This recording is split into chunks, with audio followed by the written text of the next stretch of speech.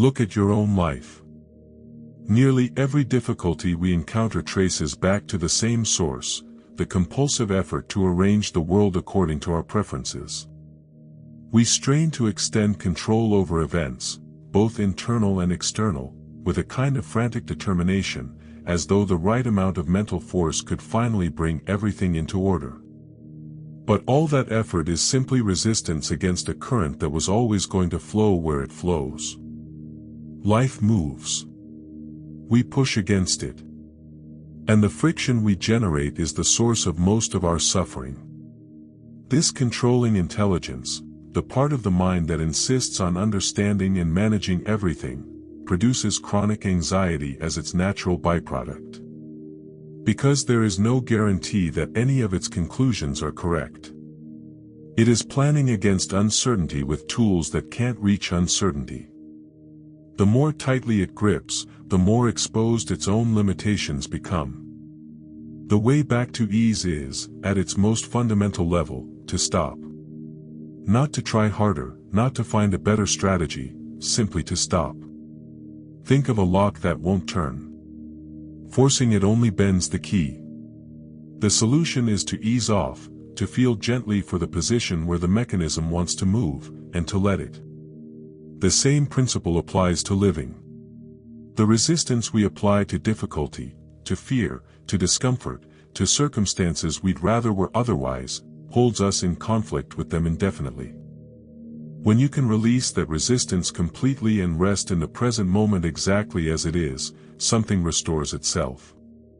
You've stopped generating the tension that was the real problem. Anxiety about the future changes nothing that will happen. No amount of mental rehearsal alters what's coming. Replaying the past is equally futile, like keeping your eyes fixed on the rearview mirror while trying to drive forward. Life is occurring here, now. Everything else is either memory or anticipation, and neither is as real as this moment. There is something radical in this instruction: don't control, don't worry, don't interfere, don't force. Move through your life the way a cloud moves through the sky or a wave moves through water, as a natural expression of what you already are, an organic unfolding rather than something that has to constantly manage its own existence. You are continuous with the universe moving around you. The sun, the wind, the sea, these are part of the same fabric. When you recognize this, even briefly, the urgency to intervene begins to loosen. The secret is that you don't need to do anything.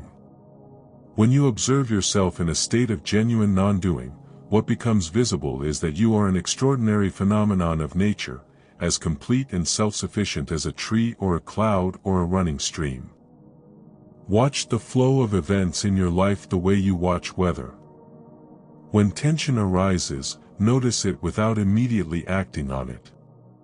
Let it show you what it wants to do. Resist the habit of labeling everything, categorizing it, assigning it to a narrative. Surrender to the movement of what's happening, and the need to resist it falls away on its own.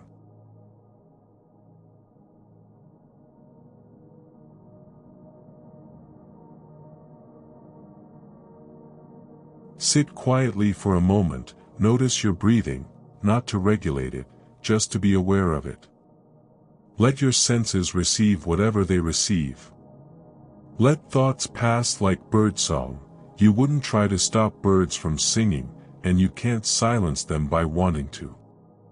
They arise, they move, they fade.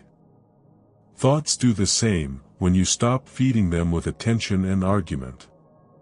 The essential point of any contemplative practice is the suspension of internal monologue, the constant self-narration that describes, evaluates, and interprets everything as it happens.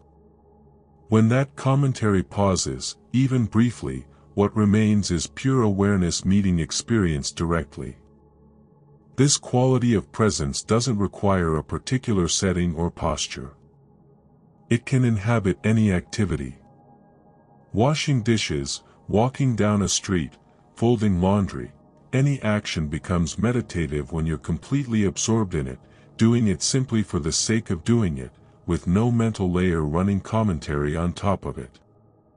The mind goes quiet through full engagement with what's actually here. Walking is a particularly direct example. Moving through the world in a state of complete presence, there is walking. The body moves. The ground meets the feet. The air moves against the skin. No history, no destination, just the clean fact of motion. A person in this state carries no hesitation and leaves no trace, like a bird's path through the air.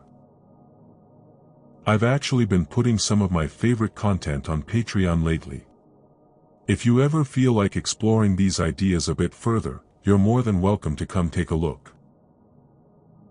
The ordinary sense of reality most people operate from, the world as it appears on any given morning, is a conceptual overlay, a system of symbols, categories, and conditioned interpretations through which raw experience is filtered before it ever reaches awareness. We've learned to live inside the map instead of the territory. We mistake the symbol for what it represents, the idea of a thing for the thing itself. We consume descriptions of experience instead of experience. Language and concept have become so dominant that direct perception, the simple, unmediated meeting of awareness with what is, feels unfamiliar, even strange. The way back is immediate, unjudging awareness. Look at your own hand without thinking about it and it becomes something extraordinary. The coldness of water on the tongue, received without commentary, is a small miracle. That direct sensory contact, immediate, unmediated, is genuine encounter with reality. And it's available in every moment of every day. When presence deepens far enough, something begins to dissolve. The sense of a self that stands apart from experience, a separate observer watching life happen, reveals itself for what it is, a construction. A habit of memory and thought moving quickly enough to create the impression of a continuous, bounded entity. This sense of a separate self is assembled from words, recollections, and concepts. When you can see that clearly, without defense, the mind's original wholeness begins to reassert itself. Your physical existence is continuous with its environment.